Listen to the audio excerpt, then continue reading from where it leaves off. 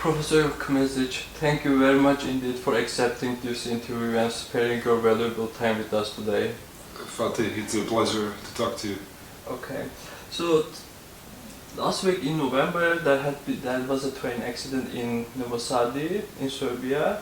After the exact moment of that accident in train station, we witnessed that there has been a series of protests ongoing in Serbia. As an outsider, we understand that these protests, not just the protests of the people lost their life, but it is turning out a questioning of the current government in Serbia. So can you please tell us briefly how we reach out today's exact moment that protest is very widespread in Serbia? True. Not a train accident, but a train station actually collapsed amidst alleged corrupt reconstruction and claimed 15 lives. And of course this led to a huge outrage among Serbian citizens, and students led protests demanding basically more democracy, more rule of law, in fact more accountability of the political elites. The answer of the regime was actually to try to ignore it, hoping it would fade out, but quite the contrary, protests kind of gained momentum and surpassed only student protests. Now we are talking about civic protests that include huge number of citizens, and they're not only happening in university cities, university centers, but rather they're spread out across Serbia, and they're taking place daily in basically every municipality in Serbia. So what are the main issues as far as we understand, the main are students? Maybe it changed. Can you please tell more about the targeted groups protesting? And then what are the main concerning issues for these people? As I said, it started as a student protest, but it's definitely much bigger than that. It kind of captures everyone who's dissatisfied with the way that Serbian politics is actually progressing. So it's a huge strata of not only students, but citizens of different professional orientation. And they all demand basically the same. They demand for the accountability, they demand for the rule of law, they demand for democracy. This is what these fundamental four demands set up by the student plenums can be boiled down to. And if I can make it even more simple, what protesters are actually demanding is that you cannot steal, you cannot kill and get away with it unpunished. So it is really quite direct, it is straightforward, but I'm afraid that on a global level, not only in Serbia, but from Ankara to California, these very fundamental demands are difficult to attain these days. I had a chance to talk with the people participating in the protest. According to information I received, there is no only specific group in the protest, but people from the left and right come united against the basic principles for the sake of the basic human rights and then rule of law. Can you please elaborate more for us the people? Who are these people? Well, obviously, right. If you're trying to capture these protests in a sense of ideological orientation of protesters or any other city, then you will see people who obviously are belonging to the right or left political spectrum. And this basically doesn't matter, because what they are fighting against is also deprived of any ideology. We always imagine EU as a regional and global actor standing in the world and defending the human rights and then basic ideals or the values of how a liberal world look like, how a democratic society look like. This is a very important example we look up to. What is the EU's reactions to the Serbian protest as a regional and global actor? It is very disappointing. It is scandalous, I would say. But you're absolutely right to point out to this question. The EU really seems to be ignoring thus far these massive protests. Instead, it continues its stabiliocratic policy in the Balkans, whereby it is keeping a blind eye to these democratic deficiencies in the country for the sake of this false promise of stability, be it in relations with Kosovo or now more contemporary problems in Republika Srpska, whereby Vučić is still accepted as an important actor who's able to keep things under control so they do not erupt into much larger regional conflict or problems. And in this regard, I see this week's visit of President Vučić to Brussels, where he had met Commissioner for Enlargement, Marta Kos, and really disappointed a lot of EU-oriented citizens in Belgrade who do actually believe in Serbia's EU enlargement based on exactly these fundamental or shared EU values as they are enshrined in the Article 2 of the Treaty of European Union. If you want, you can observe their demands exactly in line with these demands that are part of the political conditionality for Serbia. However, his reaction is lacking, and thus far they have been failing miserably to provide this top-down approach or push for them. And when we look outside, in analyzing the EU's reaction, we see only strong interference from the European Parliament, which has no real power. And how do you comment on this? That there is less emphasis, there is less enthusiasm in EU's executive bodies, that they do not want to engage in the protests in Serbia, but only some parliamentarians were just engaging. This is a kind of the weak, how do you call it? This is a kind of the weak outlook for the EU. How do you see it?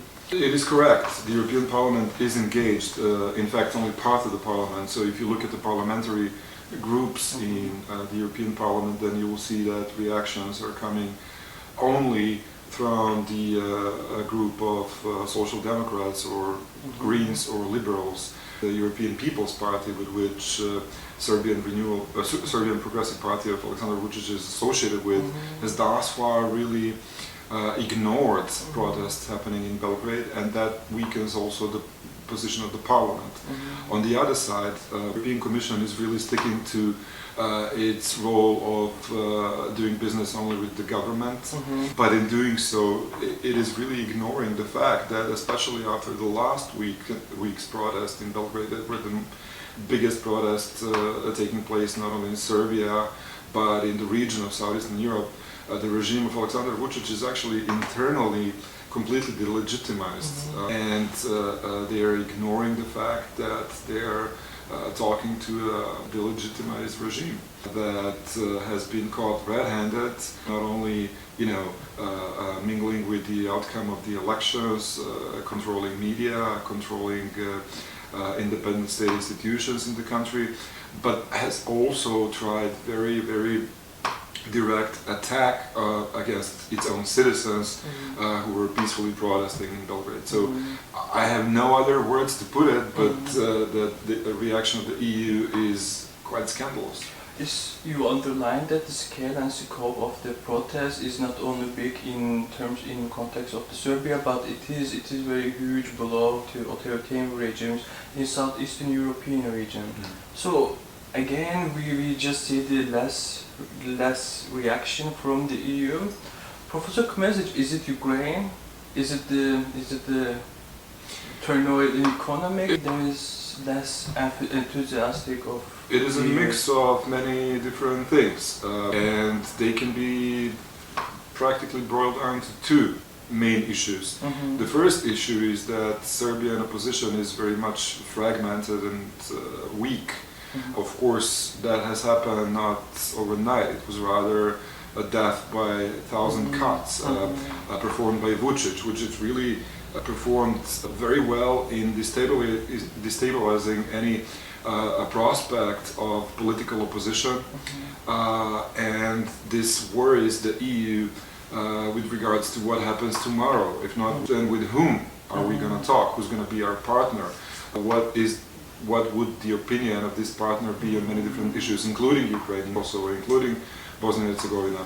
So that is the first thing. And the second thing is obviously what I mentioned, is stabilitocracy and transactional politics that is ongoing not only between the EU and Serbia, but many EU member states. So Vučić is very good at promising lithium mining deals to Germany. It is purchasing high-priced warplanes from France. It is supporting US politics and policies by selling American weapons to Israel, and it is supporting, and also to Ukraine as well. So really, I believe that the answer of the EU can be framed within this narrative of stabilitocracy, transactional politics, and also the lack of viable alternatives in Serbian politics. So one of the things that Serbian opposition must do is really to come on one ballot and to say, okay, we can take it over, we will take it over. So, as far as I understand, please correct me if I'm wrong, EU prioritizes its existing relations with authoritarian regimes rather than implementing or reversing these foreign policies, which should be a value-based, EU's value-based. Do you think this is how the EU perceives foreign policy, which try to continue with stable relations with authoritarian regimes, not only in case of Serbia, maybe in regional, maybe in world scale? Well, Fatih, it's not only Serbia and it's not only external relations of the EU. Similar problems we can observe across the EU itself. In several EU member states we see very similar traits of authoritarianism, and the EU has not been able to decode them and really to distill and implement its self-proclaimed role of democracy and rule of law promoter. And when you frame it within the narrative of foreign politics and foreign policies, then what is the guiding principle in those? It used to be, and it is stipulated in the EU treaties, it should be exactly based on EU fundamental values. So it should uphold democracy, rule of law, human rights, respect for minority rights, internally and externally, and especially it is an important component of the enlargement process. But currently EU's foreign policy seems to be driven by security issues, security threats, so it's based on this securitization of EU's own well-being, and for this reason it comes as no surprise that EU is actually unable to deal with these authoritarian trends, especially today when one eye open across the Atlantic and what is happening with its biggest natural partner, so in the US, and it keeps the second eye kind of closely on the events in Ukraine, where hopefully we will see some sort of peace deal in the coming days or months. What I understand from your saying, we just somehow take back some Cold War dynamics into the foreign policy, and some sort of the securitization of the foreign policy over certain values, somehow reminding us Cold War dynamic. Well, somehow it reminds us of the Cold War dynamics, somehow it reminds us even more of the pre-Second World War dynamics. A lot of people saying we are now living in the 1930s and brace ourselves. God forbid. But it can really be understood. You look at these waves of democratization as defined by Samuel Huntington. So we're now finding ourselves really on a downslope of the third wave of democratization, whereby we see more and more nation states around the world being part of this authoritarian trend, and this is actually what is preventing the EU to act and to react meaningfully, because the multiple crises that we just tackled on. So EU is dealing simultaneously with the crisis of war in Ukraine, with the war in the Middle East, but also it dealt with the COVID crisis, the Eurozone. All that together, not look at as a series of different crises, individual crises. I think it's a part of a larger pattern.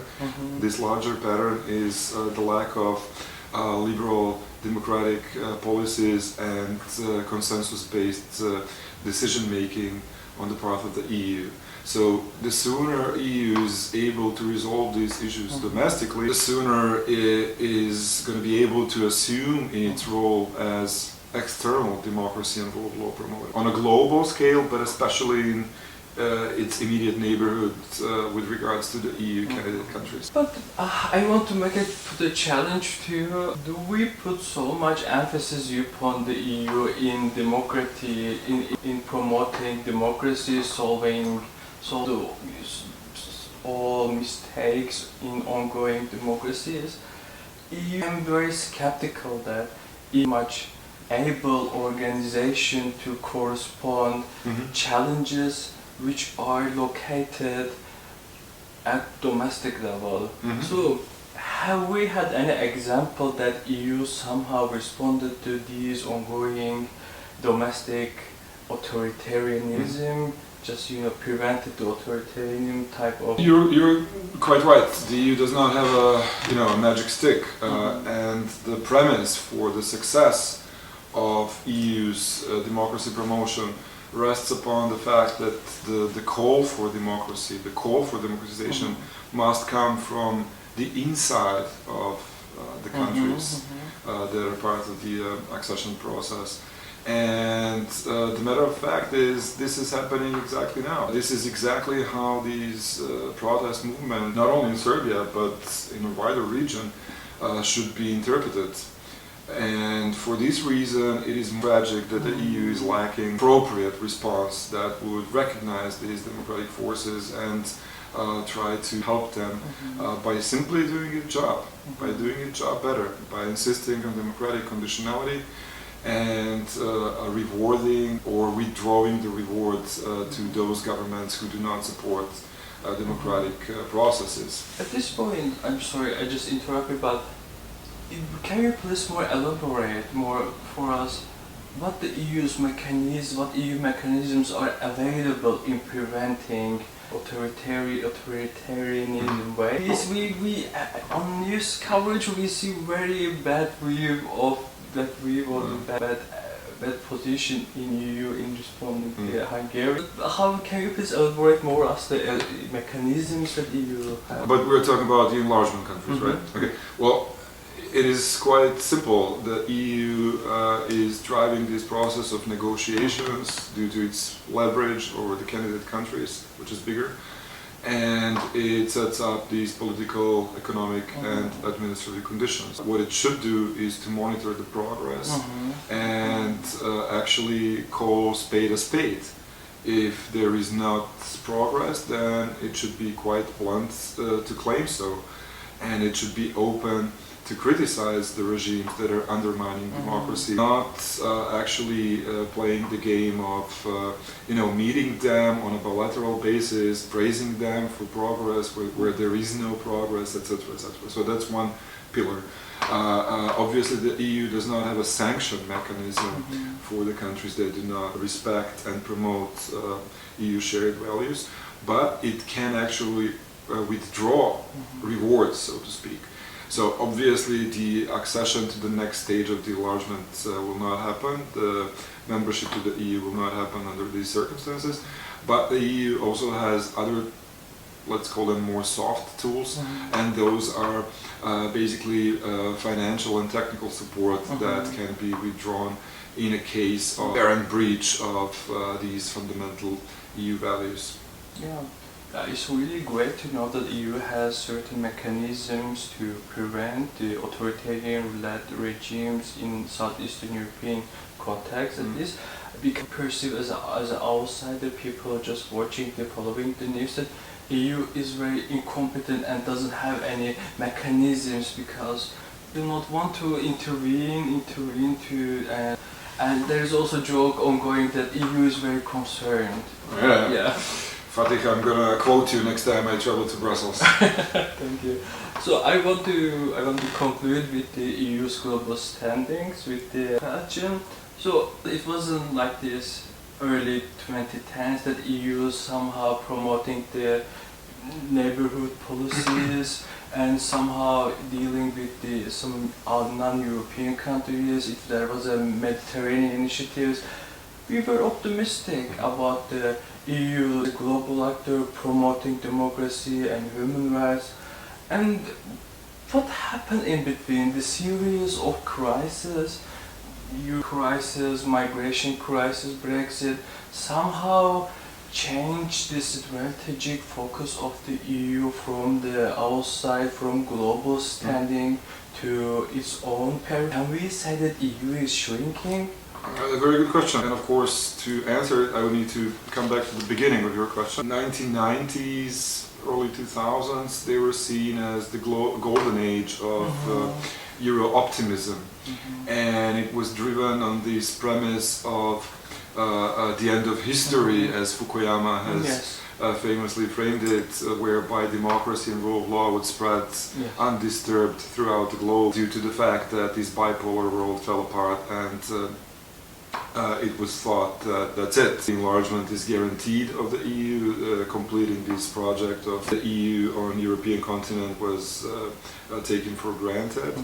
And the initial success of the EU was really quite significant. It led to this big bang, the enlargement to 10 new member states, many of them belonging to the former Eastern bloc of Europe under the Soviet Union. But it was seen that despite of this enlargement, many of the liberal traits remained lingering, and they were now part of the EU itself. And as you said, we've seen these multiple crises evolving and unfolding, and you named them, but I really rather see them as part of this larger pattern. It is the crisis of liberal democracy, it is the crisis of consensus-based decision-making on the European continent, and basically the answer, what the EU should do, is to clean up its own yard, first of all, and then it will be more successful, I hope, in its foreign policies, including its most potent foreign policy, which is the policy of enlargement.